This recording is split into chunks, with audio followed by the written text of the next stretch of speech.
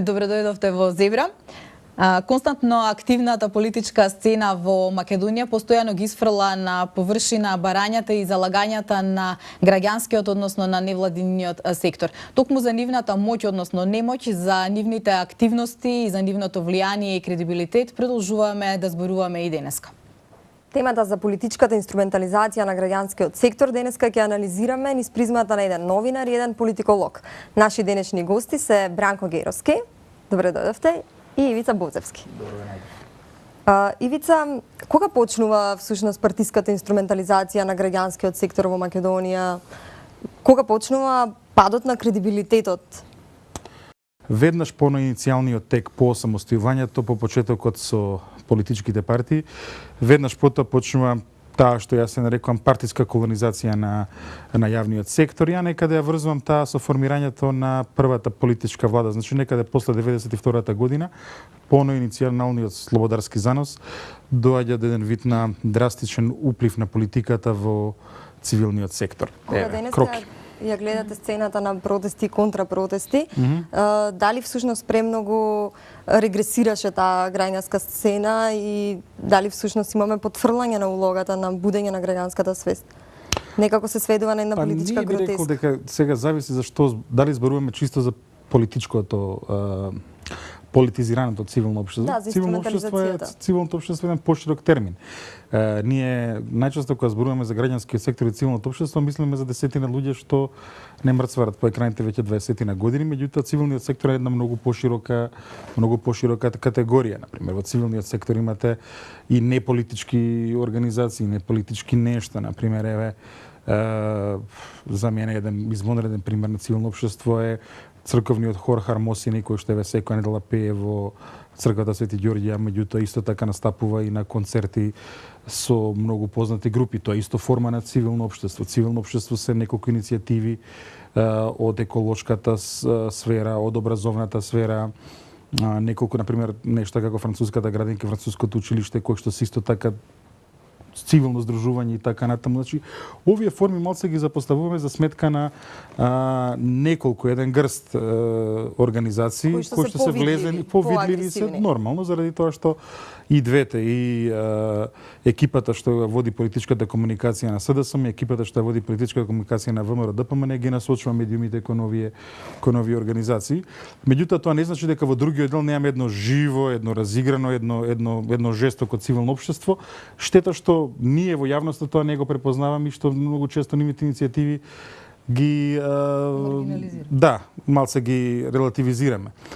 Политизираното цивилно општество за жал има толку низок углед затоа што очигледна е манипулацијата и очигледно е дека тие служат како еден вид на продолжена рака на политичките партии за промоција на нивните цели и понекогаш и политичките партии својата борба ја водат преку невладините организации наместо да ја водат директно едни против други.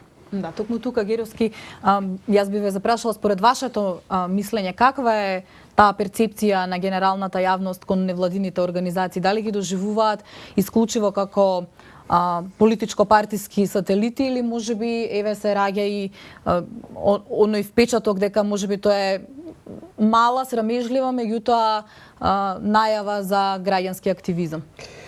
Па вие веќе во потекстот на прашањата и во почетокот на дебатата вие веќе пресудите за ова прашање и ако се преклониме кон главната теза што ја поставивте како аподиктичен суд, нели, дека всушност е изманипулиран граѓанскиот сектор политички, тогаш дебатата ќе изгуби смисла.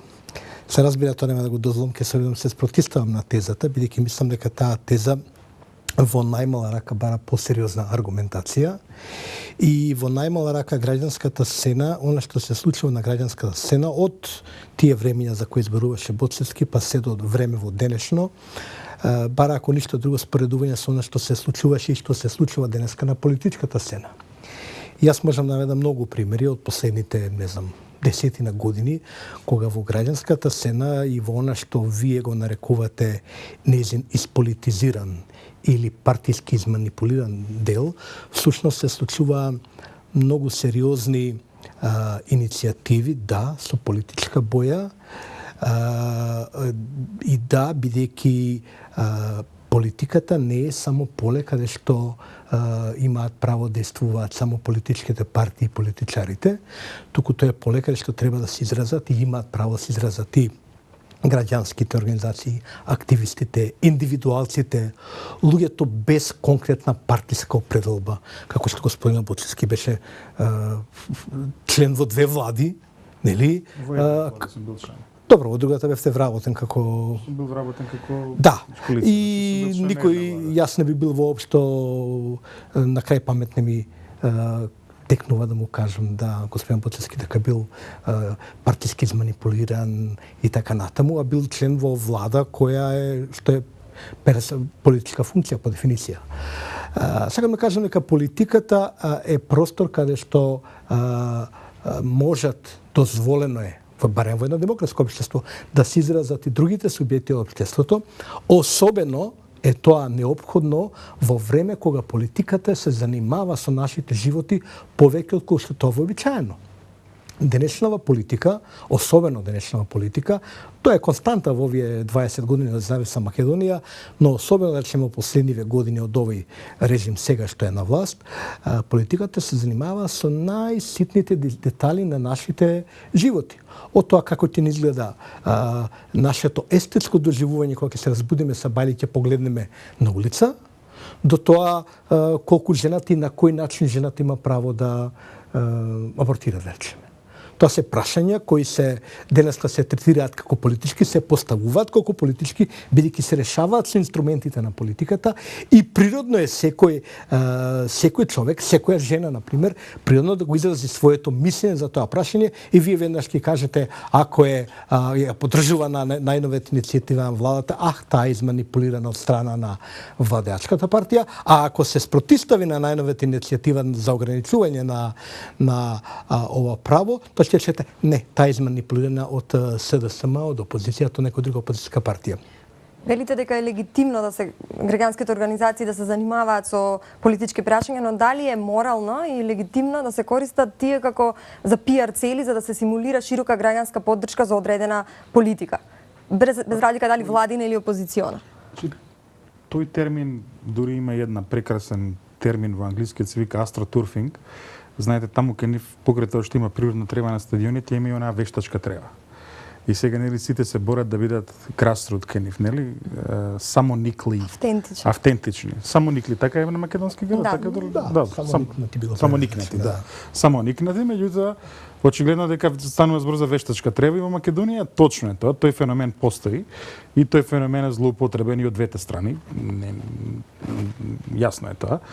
Односно, едните и другите сакаат да симулираат дека постои едно граѓанско незадоволство или дека постои некаква си енергија во просторот околу идеите кои што тие самите ги застапуваат и заради тоа гледаме разни организации кои што се јавуваат и манипулацијата и чија што манипулација е премногу јасна. За разлика од Геровски, јас гледам симетрија тука. Мислам, гледам една многу јасна симетрија, една јасна манипулација, односно кога станува збор за партизираност на овој сектор, јасна е таа симетрија и не само тоа, овие контрапротести. Точно е дека кај Милошевиќ имаше едни контрапротести, меѓутоа во моментов контрапротести има насекаде низ Европа, кога станува збор за овие, како да ги наречам, прашања кои што се политизирани и секаде низ Европа, меѓу другото, гледаме скриената рака на политиката зад тие протести. Во Македонија малце е пооткриена таа рака, не е толку скриена, мораме да го искреме тоа. Проблемот е што, за жал, постои едно друштвен, се постојат неколку ликови во таа сцена, што се нарекува себе си сцена на граѓанскиот сектор и така натаму, која што е толку компрометирана и толку извалкана што автентичните гласови не може да дојдат до израз. Еве, на пример, во моментов интересен е со неговите ставови владиката Пимен и гледаме дека тој токму заради тоа што има еден автентичен углед и кредибилитет во јавноста, дека неговите пораки, тоа како громко и звонко декнуваат низ просторот и вршат влијание. Со такво некој влијание многумина не може да се пофалат заради тоа што јасно е дека нивниот труд во суштина представува обид за една партиска структура, врхушка или фракција повторно да се инсталира до моќта или да се утврди на моќта доколку веќе е таму. Така што тука тука јас го гледам проблема. Значи, Зато ли Пимен го нарекува Соросоид? Молам? Зато ли Пимен го нарекува Соросоид? Да, ама не се залепи за него. Такво нешто не се залепи за него, за разлика од другите. Соросоид политичка анатема генерално. Во прашање се обидовме во средата да го... Ако дозволите, во тезите на Боцевски препознавам и нешто друго. Значи, можеме да се согласиме, се разбира, со тоа дека партиско-политичката инструментализација на невладниот сектор не е добра идеја. Пред се не е добра идеја за партиите, бидејќи на тој начин не се постигнува многу, а брзо се исцрпува ефектот, што има некакво краткорочно, да речам, живење во политиката. Но исто така мораме да бидеме свесни дека ударот врз невладните организации, и то особено врз најмојкните, препоставам дека кога зборува за 10 на 20 лика, Боцевски би сакал да алудира на тие луѓе кои имаат некако поголемо влијание. Може би ќе ги именувам, Боцевски, не знам, може би грешам, но ударот врз таа заедница која има посериозна моќ во секој поглед, вклучително и фондови, вклучително и ресурси, имено оди не само во Македонија, туку и тоа се случуваше во Србија, во Унгарија, во поголем дел од Европа, оди и преку тезата за така наречена партиска инструментализација на граѓанскиот сектор.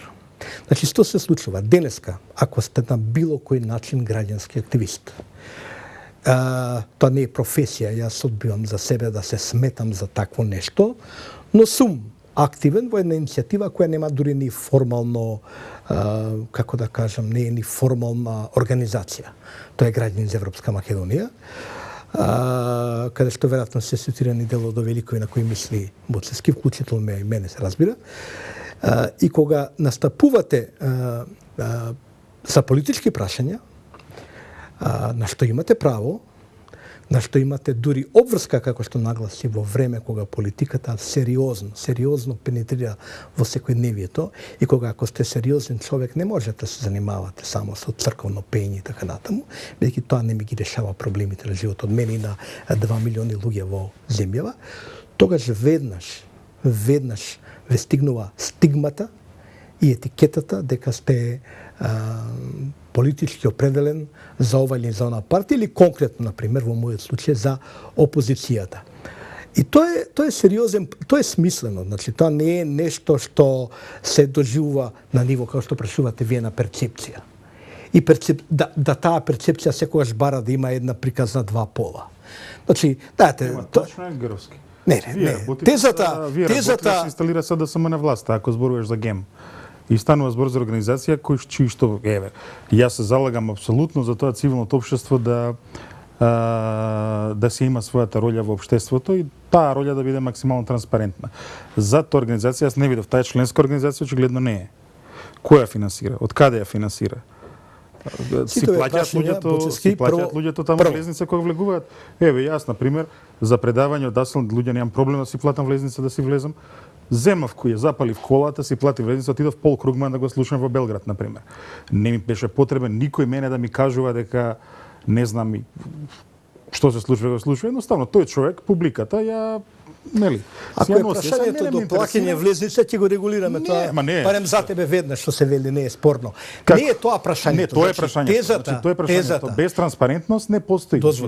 Тезата дека граѓани за Европа, да ти одговорам на прашањето, пошто поставаш прашања. Или се реторски сака сам да се слуша се. Не. Па веднаш да ти одговорам. Значи тезата дека граѓани за Европска Македонија е инсталација на СДСМ, што кажуваш, е обична будалаштина. Тоа од твој аспект, од мој аспект, гледајќи ги програмските цели, не е факт. А меѓу другото за тој факт во понеделник Ставрески ќе одговара на суд и ќе треба да го докаже таа теза за инсталацијата. Ќе видиме како ќе излезе таа работа. Но тоа не е точно. Се закануваш сега? Не, само ти кажам факти. Нема, ова е закана, значи сега како Ставрески одговара на суд, јас треба да се замолчам и да не зборам за тоа. Факти. Значи тоа е таа теза. Нема врска со вистината. Зошто? Се јас гледам анализа на содржина. Кои се внатре? И таа анализа на содржина мене ми имплицира дека станува збор за такво нешто. Не само тоа, Таму, на пример, имате обеснен еден манифест кај што мене ме прогласувате за Гебелс или такви некои глупости. Ја немам намера се тужам со вас, зашто тоа што го пишувате не видена будалаштина. И сега, тоа стигматизација што ја правите, тоа ширење на ѓубре во просторот, знаете, а од друга страна се залагате за Европска Македонија и се борите против режим. Не е во ред, Геровски. Мислам, не е во ред. Значи, јас со вас немам проблем да дискутирам, затоа што, меѓу другото, и на телефон можеме да се завртиме, но и во кафеана, можеме и во телевизија, цивилизирано да отвориме диалог за било што. Не така, потиски да ви канев на јавни дебати, да разговараме за тоа. Не, мене канал никој. Меѓутоа, стигми да ми лепи некој мене таму да ме прогласува за фашист во 21 век. Тоа е срамота. Не сум човек кој што, значи јас мислам дека најефтиниот човек си го брани зборот преку суд. Така што немам намера било кого да тужам. Меѓутоа, срам и арам да му е на тој што составил таму такви будалаштини каде што пишувал поганости, мислам, онака за луѓе. Срамот. Господин Боцевски, вие што е поентата на ова мојата интервенција што сакав да патем речено гем го спомнавте вие. Ние одлучивме да разговараме за Европската иднина Македонија во овој момент кога видовме дека таа иднина е драматично загрозена од еден гебелсовски режим и тоа е ја не знам кај живеете вие, но во ова општество во кое ние живееме. Живеем во Карпош 4. Океј, можеби таа вистина не стасала до Карпош 4, но очигледно тоа е факт. Која вистина? Дека ова што денеска го живееме, имаме пат на демократските вредности, пат на слободите, пат на медиумските слободи, ако сакате. Имаме ретроградни трендови во секој поглед. Имаме тотален неуспех на политиките. Тоа сака да го донесете Бранко Црвенковски на власт. Значи, што е абсурд за мене. Значи, вие сакате еден докажан диктатор и тоталитарец да го донесете на власт, со тоа што ќе се борите со некакви си ветерници, тука замислени режими и така натаму. И не е сјајна ситуацијата во Македонија, сите се очуваме со тоа. Има фалинки во демократскиот развој, има фалинки во економскиот развој, ама сега да развијам тука знамиња да обвинувам за фашизм или за било што е малце претеризам. Што се случува кога одредени активности кои што стојат, да речеме, во тој некаков ред на некаква невладина организација, граѓанска организација, се реализираат, значи во случајот ГЕМ, бидејќи го спомнувате, ги остварите своите цели и дојде до промена на власта, значи во кој правец продолжува тогаш да функционира една невладина организација која што на пример во случајот само сакам да прашам, зошто се не застанете сите од ГЕМ четворицата пред американска амбасада да протестирате затоа што незаконски е прислушкувани граѓаните на Македонија преку најновите програми на американската амбасада што беа објавени во Guardian.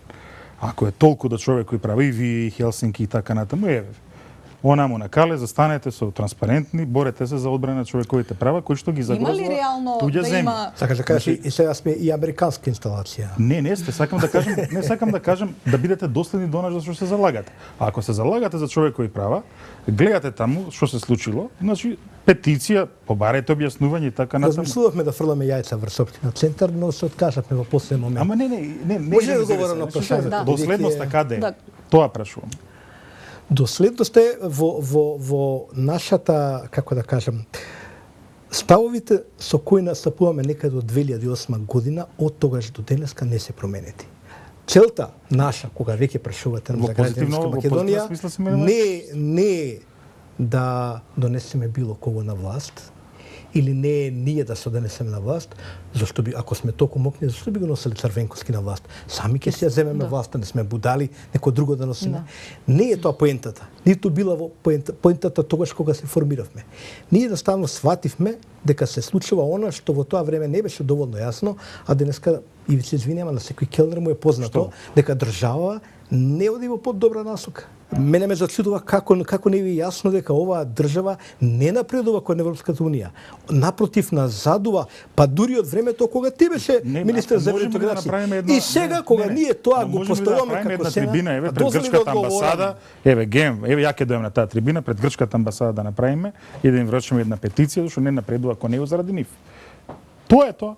Не е дека Па не е вели така светот били Така сега, е. навистина ме чуди што Така вели ме светот. чуди еден Така човек вели. што бил на позиција во Точно. која си бил ти, што не ги сваќа основни Не, процеси. јас сваќам дека имаме проблеми со демократизацијата. Па твојата ма логика ЕУ важи зависи од овде исклучиво до од Грција. Табановце. Не е точно. Светот не вели Ама не е така. точно. Целиот Светот не свет вели знае. дека само Грција е виновна што ние не За европските напредуваме. интеграции само Грција. Светот не Само вели Грција. така. Светот вели само Грција.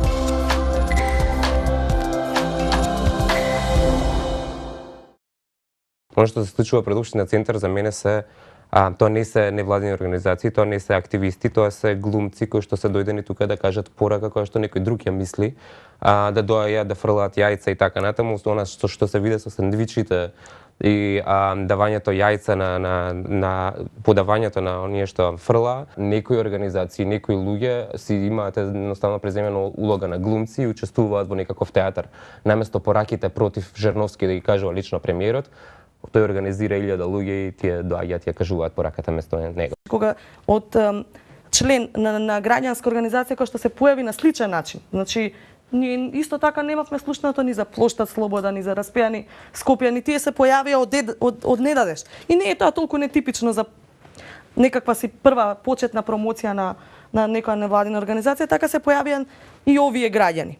И сега најверојатно ќе се спротистави, ќе рече, па да, нас никој не плаќаше таму да бидеме, не ни даваа сендвичи, Па не е не само бевме тоа актери, разликата. верувавме во тие идеи, ама јас не сакам да се ставам во одбрана ниту една група, бидејќи најверојатно и на вистина голем дел од тие граѓани кои што се појавија пред Општина Центар, има некаква поврзаност или на вистина беа таму за сендвичот или глумеа или беа инструменти на некоја поголема политика, исто како што бевме уверени дека и на плоштад Слобода се случуваше истото.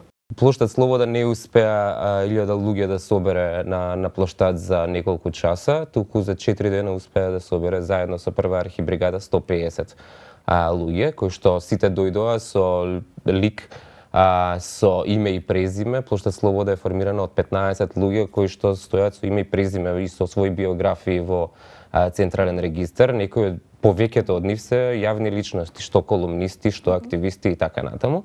И што е најизразливо, што треба да го примети еден новинар, е во односот кон јавност, така и Плоштад Слобода никогаш не одбива контакт со медиуми, а Веритас, да речеме, не одговара на прашања кои што се надвор од нивните тематски пресконференции. Ке беше интересно да се видат новинари да ги прашаат овие од Веритас, зошто не идат со јајца да го маваат господин Петар во Битола, зашто не го осигурал трескавец, да речеме, или Тимотеј зашто не го гаѓаат со јаболки, зашто не го осигурал Бигорски.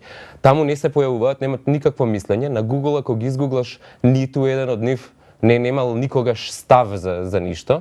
Прва архибригада никогаш со име и презиме не искочија во јавност, ама никој не се сомнева дека тоа се вистински луѓе и дека затоа постојат вистински ставови, затоа што тие луѓе организирале настани 4 години поред, организираат архитектонска конференција во Македонија.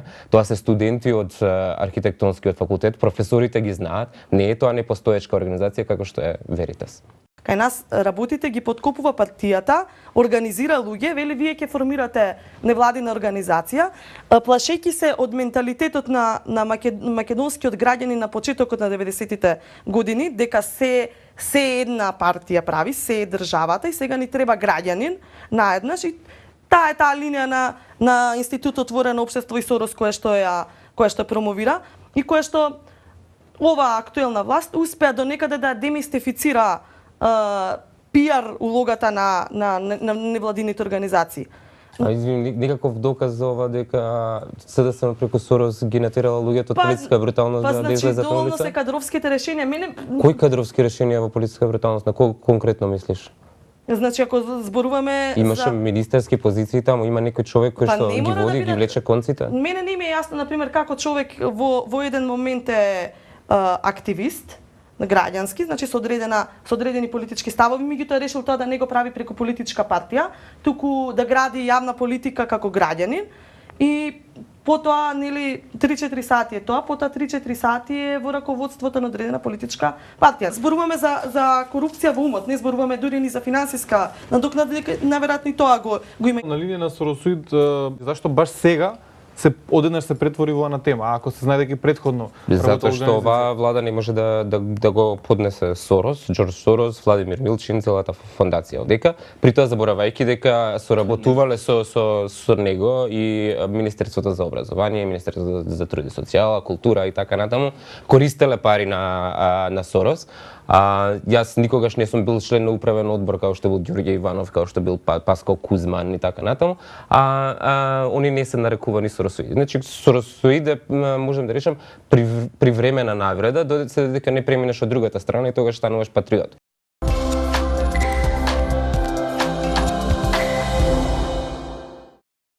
Дали можат невладините организации да доведат конкретна и квалитетна промена во едно општество со своите активности, се разбира? Создават полеки генерациите кои што се израснати во Република Македонија, родени и израснати во Република Македонија.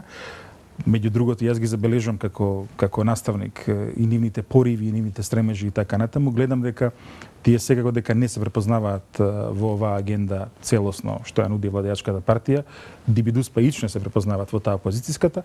Тоа нивното како ќе еманира, кој ќе биде домот политички, каде што тоа ќе се слее таа енергија, не знам. Меѓутоа, еве видовме. Јас ќе согласам дека, например, првиот така изблик на таа нова енергија пред да ја загадат овие ликовите за кои што зборува беа, например, протестите околу Мартин Нешковски, која се создаде една интересна критична маса и како што рекол, кога се дојдат таму некои сомнителни ликови, тоа целото никој не сака да биде дел од таа работа, па се повлекува луѓето. Така што таа енергија постои тука низ постојни системот. Како тоа ќе еманира понатаму, не знам. И точно е. Низ граѓанското општество, низ иницијативите кои што тоа ги дава, се тестираат нештата кои што се нешто за иднината. Клучот за тоа граѓанските активисти да добијат вистинско влијание и да навистина бидат во ситуација да ги менуваат приликите околу себе, општеството во целина, како што ти го постои прашањето да биде дали можеме да го смениме светот, имено да размислуваме дека можеме. Ќе размислуваме дека можеме ако ги адресираме и ако се обратиме и ако разговараме и ако ги, како да кажам, ако ги третираме најважните прашања. Не е добра идејата да се само маргинализираме. Треба да има, се разбира, организација од секаков тип, бидејќи интересите на луѓето се многу различни, не се сите, како да кажам, фокусирани само на главните политички прашања. Но тоа не значи дека треба да ги обесхрабруваме луѓето и да им велиме ќе добиете странски пари, ќе добиете вакви, такви проекти, само немојте политички да бидат. Само немојте да имаат политичка боја. Само немојте случајно да се препознае дека нешто критикувате или не дај Боже го нарекувате овој режим ваков каков што е или некако поинаку. Не е тоа не е тоа добрата опција. Клучно е младите луѓе. И тука ќе се согласам со Боцевски. Да, меморијата, перцепцијата на невладина организација, на невладини активисти, на граѓански активисти, на либерални активисти, непартиски, се поврзува со револуцијата од 68 година. Денеска, ние можеме овдека што сакаме да збориме, да го браниме овој режим, да се секираме за тоа да не случајно падне прашинка и некој ги нарече овој режим таков како што е, а тој сепак е еден крајно ригиден и популистички режим, но перцепцијата тоа не ја менува и не важи само од Евгелија Тобановци. Ако дигнеме главата, ќе видиме што се случуваше во Словенија, во Хрватска, што се случуваше во Бугарија, што се случува денеска во Турција, тоа е граѓанско движење. Геровски, Боцевски, ви благодариме што бевте гости во Зебра и благодариме на гледачите што не следеа. Поздрав!